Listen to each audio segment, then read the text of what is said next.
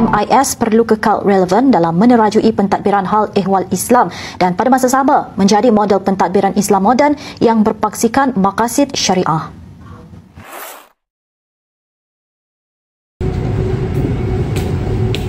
Dah sampai lagi lah. Cepat lu. Weh, sini kau baca buku apa tu? Oh, itu buku pasal syariah. Oh, gitu. Sekejap, ini pun aku ada kelas pasal syariah ni. Tapi jujur lah, tak faham lah. Aku masuk pasal syariah ni. Oh, maqasid syariah ni senang je nak katanya. Maqasid syariah ni adalah tujuan utama syariat Islam itu diturunkan. Jadinya, setiap hukum Allah yang Allah turunkan tu ada matlamat dia yang tersendiri. Di antaranya untuk jaga kebaikan manusia. Oh, jadi bukan semata-mata hukum lah tapi semua tu ada sebab kan? Betul. Dalam Islam ni ada 5 perkara utama yang kita kena jaga. Kita panggil dia Daruriyat Khamsah. Okay, kalau senang nak ingat, Daruriyat Khamsah ni dan 5 kan? So kita ingat anak Hish. Kenapa anak Hish dah ada 5? Yang pertama agama, nyawa, akal, keturunan dan juga harta.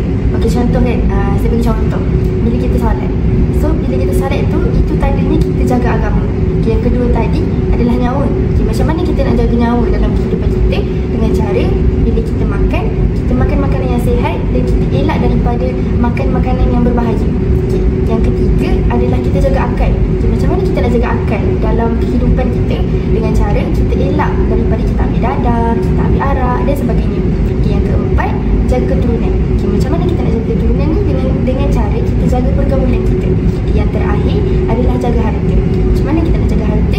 Adalah dengan cara kita mencari rezeki yang halal. Wah, menarik juga kan? Kayaknya semua benda kita buat hari-hari ni ada kaitan lah kan dengan maqasid syariah ni? Betul. Sebab tu Islam indah. Sebab apa? Islam ni bukan sahaja nak sedih kita, tapi sebenarnya nak lindungi kita. Macam mak ayah kita. Mak ayah kita kalau kita balik lewat malam kan, mesti dia marah. Kenapa dia marah? Sebab dia sayang kita. Sebab tu sama juga macam Allah. Kenapa Allah buat suatu hukum tu? Sebab nak jaga kita sebagai umat Allah Subhanahu Wa Taala. Masya-Allah. Tak sangka semua tu dekat je dengan kehidupan kita as seorang student ni kan. Rupanya Islam ni taklah berat pun. Apa yang Islam suruh tu pun untuk jaga kita juga kan. Betul. Maqasid syariah ni dia ibarat macam kompas hidup kita. Tujuan dia apa? Tujuan dia untuk tunjuk arah supaya kita tak tersasar. Sebab apa? Bila kita faham tujuan dalam kehidupan kita, setiap hukum yang kita buat tu dia akan rasa ringan.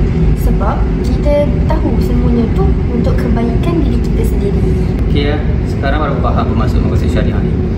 Lepas ni kalau lecturer tanya aku, senang aku nak jawab kan? Bagus. Kita kena ingat, bukan sekadar kita tahu, tapi kita kena cuba juga amal. Itulah baru maksud sebenar apa yang kita faham daripada